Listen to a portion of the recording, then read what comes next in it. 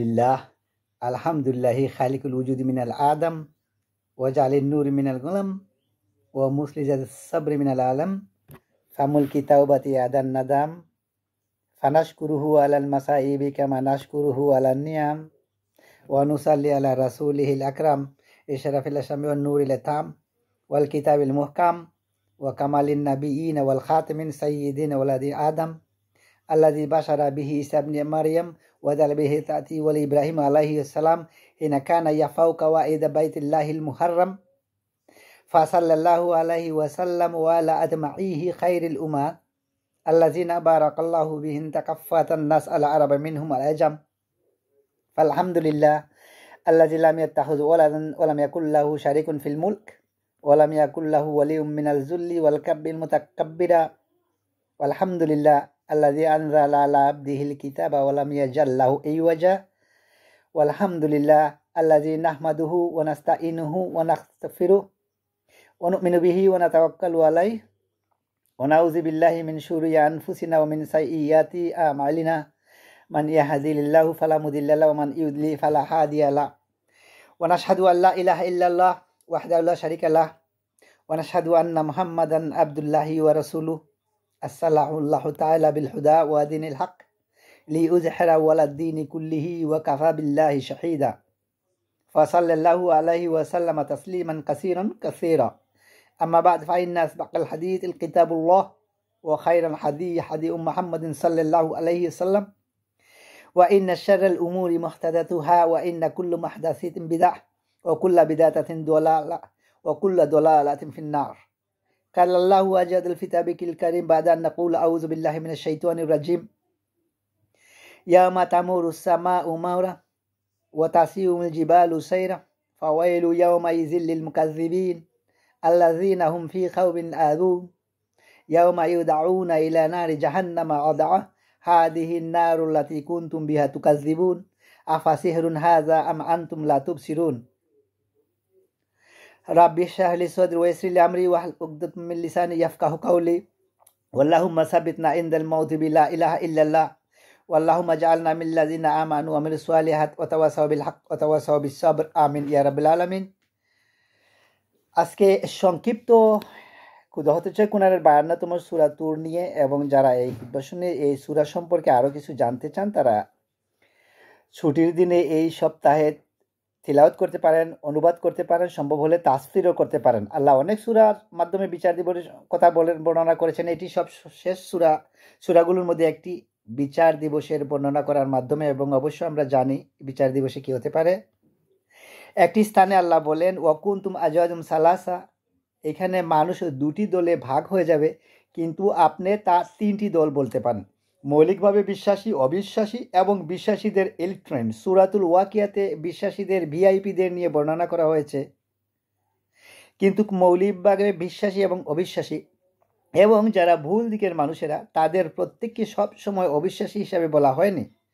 প্রত্যেকবার আল্লাহ তাদের একটি নতুন বর্ণনা দিয়েছেন, যাতে আমরা সেখান থেকে নতুন কিছু শিখতে পারি এবং আমাদের কি এড়িয়ে চলা উচিত তা আমরা জানতে পারি। তাই আল্লাহ শুধু বলেননি যে তারা কুফফার, আল্লাহ তাদেরকে আলাদা আলাদাভাবে বর্ণনা করেছেন। প্রত্যেক বর্ণনায় আমাদের জন্য শিক্ষা রয়েছে, এবং এই সূরায় বিচার দিবসে যারা বিপদে পড়তে চলেছে তাদের নিয়ে একটি খুব নির্দিষ্ট বর্ণনা রয়েছে। আল্লাহ আমাদের কাউকে তাদের অন্তর্ভুক্ত না করুন, এবং আমি এই সূরায় আল্লাহ তাদের যে বর্ণনা দিয়েছেন এবং তাদের বিপরীত দিকের মানুষ সম্পর্কে যে বর্ণনা দিয়েছেন তার উপর বিশেষ দৃষ্টি দিতে চাই। আল্লাহ বিচার দিবসের শুরুর দিকে বর্ণনা করেছেন ইয়াউমা তামুরুস সামাউ মারা ওয়া তাসিরুল জিবালু সাইলা, আকাশ পরিবর্তন হচ্ছে, পাহাড় নড়তে শুরু করছে, পৃথিবী দেখতে যেমন ছিল তেমন থাকছে না, মানুষেরা কবর থেকে বের হয়ে আসছে। এবং এখন আল্লাহ বলেন ফাওয়াইলু ইয়াউমাইজিল মুকাজ্জিবিন, যারা সত্যকে মিথ্যা বলত তাদের জন্য সেই দিন কত বিধ্বংসী আর কত ভয়ঙ্কর হবে যারা সত্যকে মিথ্যা বলতো। আল মুকাজ্জিব, যে কেউ তাদের সত্য বলে এবং তারা বলে না না এটা সত্য নয়, কারণ সত্য অস্বীকার করে বা তা মিথ্যা বলে অথবা তা মিথ্যা মনে করে। তাদের মধ্যে প্রথম সূক্ষ্ম বিষয় যে আমি আপনাদের সাথে শিক্ষা করতে চাই তা হলো কাযিব ও মুকাজ্জিব। একজন কাযিব হচ্ছে মিথ্যাবাদী, আর মুকাজ্জিব তার মধ্যে বেশ কিছু বিষয় আছে। প্রথম বিষয়টি হচ্ছে একজন ব্যক্তি যখন সত্যের সম্মুখীন হয়, যখন আপনি সত্য শুনেন আমি সত্য শুনি এবং আমি গ্রহণ করতে চাই না, আমি বলি না এটা সত্য নয়, এটা আমি শুধু এটা প্রত্যাখ্যান করি, এখন আমি একজন কাযিব নয়, আমি মুকাজ্জিব। তাহলে প্রথম বর্ণনা হলো সত্যকে প্রত্যাখ্যান করা। মুকাজ্জিব সম্পর্কে দ্বিতীয় জরুরি বিষয়টি হচ্ছে আমি শুধু তা প্রত্যাখ্যানই করিনি, আমি আমার চারপাশে সবাইকে বলছি এটা মিথ্যা। এটা হতে পারে দাওয়া, যেখানে আপনি সবাইকে সত্যের প্রতি আমন্ত্রণ করছেন।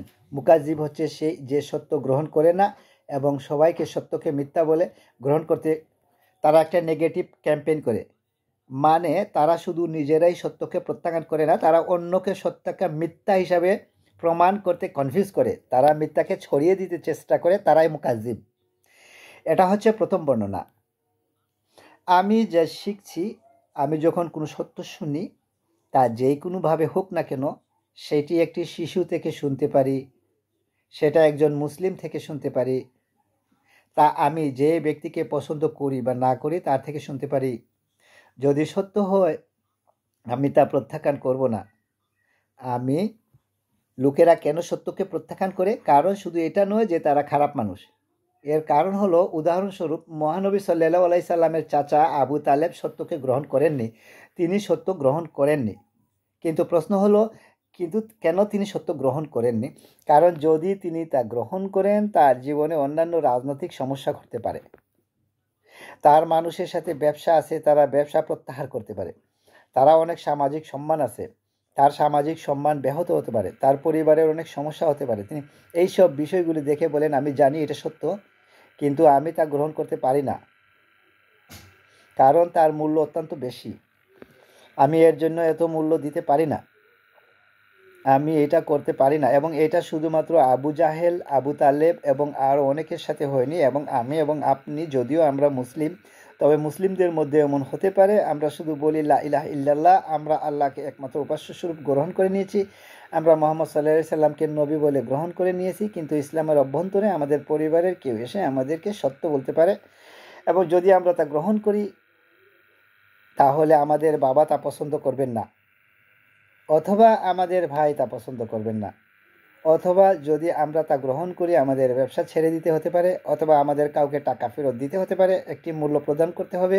তাহলে আমরা সেই সত্যের সাথে কি করি না, এটা সত্য নয়, সেটা কোনো ঘটেনি, তার হচ্ছে রিসালাত, ইমান, আল্লাহ, এইগুলি হচ্ছে তাকসিব। আপনি প্রতিদিন তাকসিব করতে পারেন, এবং আপনি জানেন ইংরেজিতে একটা কথা আছে, বেস্ট ডিফেন্স ইজ অফেন্স। আপনি সত্য গ্রহণ করছেন না, আমি সত্য গ্রহণ করছি না, কিন্তু তার জন্য আমাদের একটু খারাপ লাগছে, যাতে আমার একটু ভালো লাগে তাই আমি একটু সবাইকে নিয়ে বলি না, এটা সত্য নয়, আমি এটা গ্রহণ করতে পারছি না, কারণ এটা ভুল। কিন্তু আপনি আপনার ভিতর থেকে জানেন যে আপনি ভুল, কিন্তু নিজেকে ভিতর থেকে একটু ভালো লাগানোর জন্য সত্যকে মিথ্যা বলে প্রচার করছেন, এইভাবে আপনি আপনাকে ডিফেন্স করছেন। এটা হচ্ছে বিচার দিবসের এক ধরনের মানুষের বর্ণনা, যারা সেই দিন তারা যা করতো তারা লুকাতে পারবে না। ওয়াইলু ইয়াউমাইজিল লিল মুকাজ্জিবিন। এরপর আল্লাহ তাদের সম্পর্কে দ্বিতীয় বর্ণনা দেন, এবং সূরাটির খুবই ইন্টারেস্টিং ব্যাপার এখানে। আপনি ভাববেন আল্লাযিনা কাযযাবু বিরিসালা কাযযাবু বিন নাবী কাযযাবুন নার, আল্লাযিনা কাফারু বিন নার, যে আল্লাহকে বিশ্বাস করে, যে মহানবী সাল্লাল্লাহু আলাইহি সাল্লামকে মিথ্যাবাদী বলে, যে আল্লাহর বাণীকে মিথ্যা বলে না। এখানে বর্ণনাটি হচ্ছে আল্লাযিনা হুম ফি কাওমিন ইয়ালাবুন, তারা ডুবে যায়। আমি এটা ইংরেজিতে ভালো ট্রান্সলেট করতে পারছি না, আরবি শব্দ হচ্ছে খাউদ, তারা খাউদে ডুবে যায়, এখন সেখানে খেলতে থাকে, খাউদ। তাহলে চলুন আমি আপনাকে এই শব্দ খাউদ এর উৎপত্তি এবং এর অর্থ সম্পর্কে একটু ব্যাখ্যা করি, এবং আমরা এই শব্দ থেকে কি শিখতে পারি দেখি। ইস্তেখাদ আল মা, এই শব্দের মূল অর্থ হলো আপনি কোনো জিনিসে পানিতে ডুবান, যখন আপনি কোনো প্রাণীকে পানিতে ডুবান, এটা হলো ইস্তেখাদা। যদি আপনি পানিতে হাত দেন এবং আপনার জামাটা হাঁটু পর্যন্ত পানিতে ভিজে যায়, খাউদুল মা, আর আপনি পানিতে নিজে ডুবিয়ে ফেললেন, আর আপনি যখন পানিতে নিজেকে ডুবিয়ে ফেললেন, তারা বলে থাকে ইখতাদাল মারা, যেমন একটি পশুর চারণ ক্ষেত্র, যেখানে ভেড়া এবং ছাগল চড়ে বেড়ায়, সেইখানে অনেক ঘাস, তারা অনেক ঘাস খেতে পারে, যদি সেইখানে অনেক ঝোপঝাড় থাকে, এখন যদি পশুরা সেখানে যায় তাহলে সেই ঝোপঝাড়ে আটকে যাবে, তার মানে হলো চারণভূমিতে খাওদ আছে। তো ইখওয়াত শব্দটি নিয়ে এখন কথা বলি। আগের দিনগুলো যখন তারা কোনো পানীয় পরিবেশন করত, একটা বড় চামচ ব্যবহার করত, তারা চামচটিকে পাত্রে ডুবিয়ে পানি নিয়ে নিত এবং তারা একটি মুক্তার জন্য এই শব্দটি ব্যবহার করত, কারণ মুক্তা পাওয়ার জন্য আপনাকে পানির গভীরে যেতে হতো। তারপর এই শব্দটি অলংকারিকভাবে ব্যবহার করা হয়। তারা এই শব্দটি এইভাবেই ব্যবহার করতো, ফাখা দাফিল কালাম, যখন আপনি একটি বিষয়ের গভীরে যাবেন এবং এই বিষয় নিয়ে কথা বলতেই থাকবেন, মানে আপনি ওই বিষয়টিতে ডুবে আছেন। যেমন কিছু লোক আপনাদের মধ্যে গেম খেলে অনলাইনে, বা তারা সবসময় গেমের মধ্যে থাকে, তারা গেমে ডুবে থাকে। কেউ কেউ গাড়ি পছন্দ করে, তারা সবসময় গাড়ি নিয়ে কথা বলে, গাড়ি নিয়ে চিন্তা করে, গাড়ি নিয়ে ভেবে, তাদের ফোনের ওয়ালপেপারে গাড়ির ছবি, তারা সব আপডেট গাড়ির দেখে সব সময় এই ব্যক্তিতে গাড়িতে খাউদ হয়ে আছে। এটা একটা এক্সাম্পল। খাউদের প্রধান অর্থ হলো কিছুতে পুরোপুরি ডুবে থাকা। আধুনিককালে এই শব্দটিকে কোনো কিছুতে আসক্ত হওয়ার জন্য ব্যবহার করা হয়। নেশা, যখন কেউ কিছুতে আসক্ত হয়, এটি খুবই আকর্ষণীয়, কারণ এই বিষয়ে বইও লেখা হয়েছে। আপনি এজ অফ এডিকশন নামে একটা বই খুঁজে দেখতে পারেন। এই যে সময় আমরা বসবাস করছি, এটি একটা নেশার যুগ। আগে লোকেরা মদের নেশা সম্পর্কে কথা বলতো। যারা জুয়া খেলে তারা একবার নয়, বারবার ফিরে আসে। তারা তাদের বাড়ি হারায়, পরিবার হারায়, এবং তারা এটা বন্ধ করতে পারে না। মাদক একটি নেশা হতে পারে। বহু লোক ইতিমধ্যে জানতে পারেন যে বিশ্বের নামকরা সামাজিক মিডিয়াগুলো, যেমন ফেসবুক, ইনস্টাগ্রাম, এই টুইটার, এই সমস্তগুলো, টুইটার প্রথম তৈরিতে তারা শীর্ষ ক্যাসিনোগুলিতে গিয়েছিল, কারণ তাদের একটি ইমপ্রেশনগুলো এমনভাবে করা হয়েছিল যেটা নিশ্চিত করেছে তাদের ব্যবহারকারীরা, তাকে তারা চায় না যে আপনি অন করেন এবং তা বন্ধ করে দেন। তারা চায় যে আপনি এটা অন করেন, সোয়াইপ করেন, আবার সোয়াইপ করেন, আবার সোয়াইপ করেন, এবং করতেই থাকেন। এই অ্যালগরিদম বানাতে তাদের মানুষের আচরণ অধ্যয়ন করতে হয়েছিল। তাই তারা ক্যাসিনোতে গিয়েছিল এবং সেইখান থেকে সেরা সাইকোলজিস্ট নিয়ে আসে, কারণ ক্যাসিনো শিল্প প্রথমে সাইকোলজিস্ট নিয়ে গিয়েছিল যাতে লোকেরা স্লট মেশিনে বসে টাকা বার করতে পারতো। তাদের উদ্দেশ্য ছিল আমাদেরকে সেখানে কতটুকু সময় ধরে রাখতে পারে, কারণ তারা সেখানে আমাদেরকে যত লম্বা সময় ধরে রাখতে পারবে, আমরা আরও বেশি আসক্ত হব। যারা ক্যাসিনো শিল্পর হিমবিন তৈরি করেছিলেন, সেই একই লোকদের সিলিকন ভ্যালিতে নিয়ে আসা হয়েছিল সোশ্যাল মিডিয়ার ইমেল তৈরি করতে, কারণ তারা জানে যদি আপনি সবচেয়ে আসক্ত হন, তখন তারা আপনার থেকে সবচেয়ে বেশি প্রফিট করতে পারে। যদি আপনি নেশায় ডুবে যান এবং আপনি বের হতে পারবেন না, যদি আপনি নেশায় ডুবে যান, তখন আপনি বের হওয়া সম্ভব না। আর যদি বেরোতে থেকে না হতে পারেন, তাহলে আপনার ভিতরে কিছুই নেই, এরকম একটা অনুভব করবেন। সে মদ পান করে, সে মনে করে সে ভালো ফিল করছে, সে চলে যায়, তার 1 ঘন্টা 2 ঘন্টা পর আবার মদ খেতে ইচ্ছা করে, তার আবার একটা চাহিদা তৈরি হয়, আমাকে আরেকটা দিন, আরেকটা দিন। তাদের পেট ব্যথা করতে থাকলেও তারা মদ পান করে যায়। তার অর্থ ঘুমন্ত অবস্থায় থাকলেও মন পান করে থাকে, ঘুম থেকে উঠে এসেও মদ পান করতে চায়। এটি অনলাইন অন্যান্য নেশা এবং বিনোদনের নেশার ক্ষেত্রেই সত্যি। কিছু লোক চলচ্চিত্রে আসক্ত, নেটফ্লিক্সে আসক্ত, স্পোর্টসে কিছু লোক আসক্ত। এই নেশা পরবর্তীতে আল্লাহ সত্যের সম্পর্কে কথা বলেছেন। যখন সে সত্য আসে, কোরআনের সত্য সম্পর্কে বলা হয়েছে, আপনাকে বাস্তবতার সাথে ডিল করতে হয়, আপনাকে আপনার কাজের জন্য দায়িত্ব গ্রহণ করতে হয়। আমি কিভাবে দিন কাটাচ্ছি তার ব্যাপারে যত্নশীল হতে হয়, কিভাবে আমি আমার রাত কাটাচ্ছি তার ব্যাপারে যত্নশীল হতে হয়। আমার আল্লাহর জন্য দায়িত্ব আছে, আমার নিজের পরিবারের জন্য দায়িত্ব আছে, আমাকে এসবগুলো ব্যাপারে যত্নশীল হতে হবে। কিন্তু আপনি যদি এই সত্যকে গ্রহণ করতে না চান এবং আপনি বাস্তবতা থেকে পালিয়ে বেড়াতে চান, আপনি নিজেকে হারিয়ে ফেলেন এবং কোনো একটা বিষয়ে আসক্ত হয়ে যান এবং এভাবে আপনি আসক্তিতে ডুবে যান। আপনি জানেন কিছু মানুষ কি করে, কোনো একটা গ্যাদারিংকে কিছু শুনলে মনে করেন আরেকজন মানুষের সমাবেশ, ফ্যামিলি গেট টুগেদার, তারা সেখানে বসে কথা বলছে, এখন সেখানে কোনো একজন আল্লাহর দিনের ব্যাপারে কথা তুললো, সেই দ্রুত সেই বিষয়টি পরিবর্তন করে ফেলবে এবং সে চাইবে একটি অন্য বিষয়ে কথা বলতে, কারণ সে জানে সে কোন বিষয়ে কথা বলতে চাইবে। জানো, এগুলো বিষয়ে কথা বলাটা একটু ফান। তখন আল্লাহ বলেন, হাত্তা ইয়াখুদু ফি হাদিসিন গায়রিহি, তাদের সাথে ততক্ষণ কথা বললেন না যতক্ষণ পর্যন্ত তার অন্য বিষয়ে ডুবে না যায়, যতক্ষণ পর্যন্ত তারা অন্য বিষয়ে ডুবে না যায়। এখন আমার আপনার নিজেকে জিজ্ঞেস করা উচিত, এটা মানুষের সম্পর্কে সমালোচনা নয়, এটা আমি এবং আপনি আমাদের সম্পর্কে যা ভাবি তাই। আমি প্রতিদিন যে বিষয়ে ডুবে থাকি, এর কি কোনো উদ্দেশ্য আছে, নাকি আমরা আসলে শুধু এদিক এদিক ঘুরে বেড়াচ্ছি? এই প্রশ্নটি আমি আমাকে জিজ্ঞেস করতে চাই। বিচার দিবসে আল্লাহ বলবেন, বিচার দিবস সম্পর্কে আল্লাহ বলেন, ইয়াউমাইযিল লিল মুকাজ্জিবিন আল্লাযিনা হুম ফি খাউদিন ইয়ালাবুন, তারা বিভিন্ন বিষয়ে ডুবে আছে এবং সেই বিষয়ে এদিক ওদিক ঘুরে বেড়াচ্ছে, তারা শুধুই ঘুরে বেড়াচ্ছে এবং প্রতিবার যখন কুরআন তাদেরকে ডাকে, সত্য তাদেরকে ডাকে, সব কিছু দায়িত্ববোধ। কারণ বিচার দিবস মানেই দায়িত্ববোধ, তাই নাকি? বিচার দিবস হচ্ছে একটি কোর্ট, এবং এই কোর্টে কি হয়, বিচারকও বলেন আপনি যা করছেন তার জন্য আপনি দায়ী। আপনাকে কোর্টে নিজেকে উপস্থাপন করতে হবে, এবং যারা জানে যে তাদের সামনে একটি বিচারের দিন আসছে, তাদের জন্য একটা বিচার অপেক্ষা করছে, তারা সেই বিচারের দিনের জন্য প্রস্তুত গ্রহণ করে। এটা এই জীবনে হয়, এটা এই বিচার জীবনের জন্য সাধারণ চুক্তি।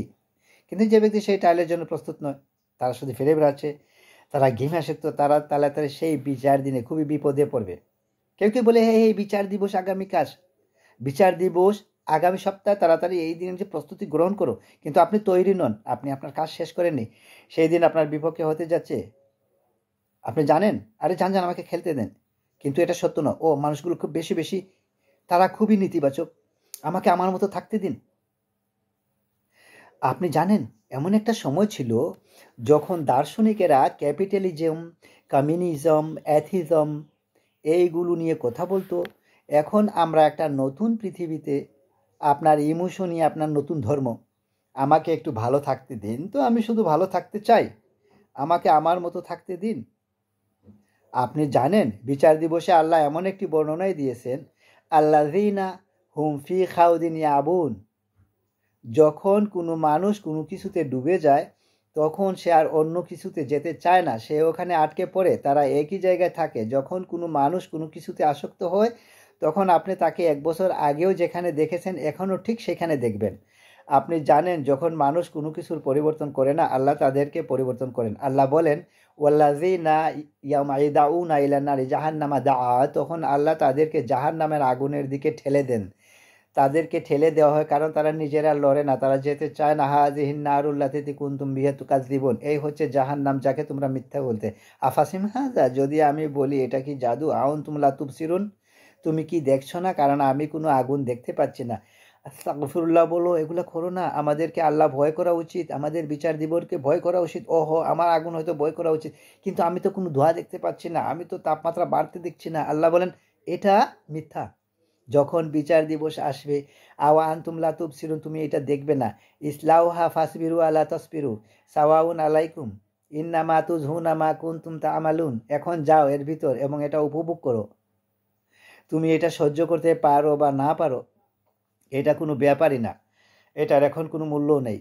আমি এখন এই কথা থেকে ছোট করে আনতে চাই, অন্যদিকে এই মানুষের বিপরীত দিকে কিছু মানুষ থাকবে যারা বিচারের দিনে কোনো ধরনের বিপদে পড়বে না।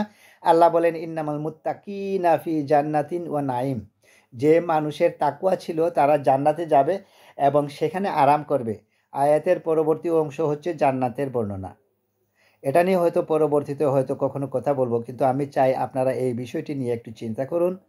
মুত্তাকিন বলতে আসলে কি বোঝায়? মুত্তাকিন শব্দটা আমরা সবসময় শুনে থাকি আমাদের তাকওয়া থাকা উচিত। আমাদের তাকওয়া শব্দটি এসেছে ওয়াকিয়া শব্দ থেকে। আপনার জানা হচ্ছে ওয়াকা মানে প্রতিরোধ করা। এইখান থেকে যে শব্দটি এসেছে, আমরা দুয়াতে এই কথাটি বলে থাকি ওয়াকিনা আযাবান নার।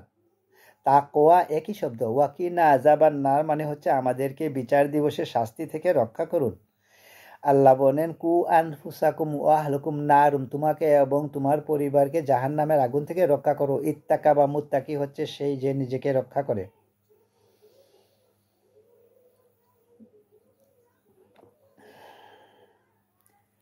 এর মানে আপনি একটু তাকওয়া অবলম্বন করেছেন। যখন আপনি ঘরে যান দরজা লাগান, বাইরে যান আবার দরজা খুলে এসে লাগান, এটা আপনি তাকওয়া। এবার খৌফ, খাশিয়া, এছাড়া আরবিতে ভয় বুঝাতে আরও অনেক শব্দ ভয় বুঝাতে, তাকওয়া সেগুলোর মধ্যে একটি। আসলে তাকওয়া বলতে বোঝায় যখন আপনি নিজেকে সতর্ক থাকার মাধ্যমে রক্ষা করেন। ধরুন আপনি যখন কোনো মানুষ হজে যায়, আল্লাহ বলেন ওয়াতাজাওয়াজু ফাইন্না খায়রুজ যাদ আত তাকওয়া। হজে যাওয়ার সময় আপনি আপনার প্রয়োজনীয় জিনিসগুলো নিয়ে যাচ্ছেন, কারণ আপনি জানেন best profession is the precaution, আপনাকে রক্ষা করার জন্য এটা দিয়ে আপনার বিভিন্ন জিনিসও বোঝায়। এখন এই শব্দটি এই আয়াতে কি বুঝাচ্ছে? মানুষ যারা নিজেদেরকে রক্ষা করে, যখনই তারা দেখে যে তারা কোনো একটি আসক্তিতে জড়ে যাচ্ছে, তখন তারা বলে আমাকে এখান থেকে নিজেকে সরিয়ে আনতে হবে। যখন তারা দেখে তাদের সঙ্গীগুলো কোনো একটা বিষয়ে আসক্ত হয়ে যাচ্ছে, তখন সে বলে ও না, আমাকে এখান থেকে নিজেকে রক্ষা করতে হবে। তাই তারা সব সময় নিজেদেরকে সেই সব সঙ্গ থেকে সরিয়ে নিচ্ছে, যেসব সঙ্গে থাকলে তারা কোনো আসক্তির দিকে জড়িয়ে যেতে পারে। তারা সব সময় আমাদের আশেপাশে আসে, আমরা কেউ নিরাপদ নয়। মুত্তাকিন শব্দটি ব্যবহার করার মাধ্যমে এমন মানুষকে বোঝায় যে সব সময় সতর্ক, তারা কখনো বিশ্রাম নেয় না, তারা সব সময় একটা প্রতিরক্ষা বলয়ের মধ্যে থাকে। তারা জানে যদি তারা এভাবে না থাকে তাহলে স্লিপ করতে পারে। ইন্নাল মুত্তাকিনা ফি জান্নাতিন ওয়া নাইম, এই কারণে আমি তোমাদেরকে জান্নাত দেব উপহার হিসাবে। তাহলে আমাদেরকে এখন থেকে খুব সতর্কতার সাথে থাকতে হবে। আমার মনকে বুঝাতে হবে যেন আমি যে কোনো সময় পিছলেতে পারি, আমি ভুল করতে পারি, আমাকে তারপরে সেখান থেকে ফিরে আসতে হবে এবং আরও বেশি সতর্ক থাকতে হবে। যদি আমি পিছলে যাই তাহলে আবার আমাকে ফিরে আসতে হবে। এটা একটা চলমান প্রক্রিয়া। এগুলোর শেষে আল্লাহ বলেন ফি জান্নাতিন ওয়া নাইম, আপনি যখন জান্নাতে যাবেন আপনারা বাগান পাবেন, কিন্তু সবচেয়ে গুরুত্বপূর্ণ আপনারা পাবেন নাইম। যে নাইম শব্দটি এসেছে নুমা থেকে, যার মানে হচ্ছে নরম এবং বিশ্রাম। তাদের এখন কোনো তাকওয়া থাকার প্রয়োজন নেই, তাদের এখন কোনো সতর্কতার প্রয়োজন নেই। তারা তখন বলবে এখন আমি বিশ্রাম নিতে পারি। তাহলে আল্লাহ কী করলেন? আল্লাহ আমাদেরকে দুটি ছবি দেখালেন। একটি হচ্ছে এমন ব্যক্তিরা যারা এখন নাইমে আছে, তারা বর্তমানে যেদিকে মনে চায় সেদিকে ঘুরে বেড়াচ্ছে, রিল্যাক্স করছে, তাদের কোনো কিছু চিন্তা করার নেই, শুধু বিশ্রাম নিচ্ছে। অন্যদিকে তাকওয়াপূর্ণ ব্যক্তিরা তারা পরবর্তীতে রিল্যাক্স করবে। এখন সিদ্ধান্ত আপনার, আপনি কোন দলে থাকবেন। আপনি এখন রিল্যাক্স করতে পারেন অথবা আপনি পরবর্তীতে রিল্যাক্স করতে পারেন। এখন সাময়িকভাবে আনন্দ অনুভব করতে পারেন এবং পরবর্তীতে কঠিন বিপদে পড়তে পারেন, অথবা এখন আপনি একটি বেশি সতর্ক এবং বেশি নিজেকে রক্ষা করে চলতে পারেন, পরবর্তীতে অনন্তকালের জন্য আপনি রিল্যাক্স করতে পারবেন। এই সিদ্ধান্ত আমাকে এবং আপনাকে নিতে হবে। আমি আল্লাহ আল্লাহর কাছে দোয়া করছি, আল্লাহ আমাদেরকে যে কোনো ধরনের খাওয়াত থেকে রক্ষা করুন, যা আমাদেরকে সত্য থেকে দূরে নিয়ে যায় এবং মুকাজ্জিবিনের অন্তর্ভুক্ত করে। আল্লাহ আমাদেরকে তাকওয়া সম্পূর্ণ করুন যাতে আমরা আল্লাহর দয়ার অন্তর্ভুক্ত হতে পারি, যাতে আমরা জান্নাতুন নাইমে যেতে পারি। বারাকাল্লাহু লাকুম কুরআনুল হাকিম ওয়া লাফাউনি ওয়া ইয়াকুম বিল আয়াতিল যিকরিল হাকিম।